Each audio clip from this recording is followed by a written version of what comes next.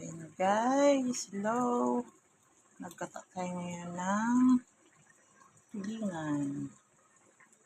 So, my ulam today is ginataang tulingan. So guys,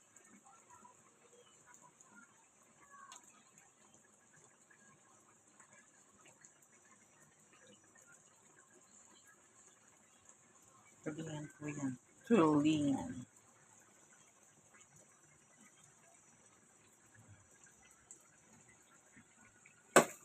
Ayan, gatang-gata po. Ang ganda ng nabili ko talaga, as in magata. So, inaan natin ang apoy. So, yan. Pinaksi ko nga muna pala to. Pinaksi ko muna siya at saka ko nilagyan ng gata. Ganyan po ako magkata. Paksiwin muna para mawala ang lansa at saka mo siya lagyan ng gatang-gata. So, guys. So, yan lang.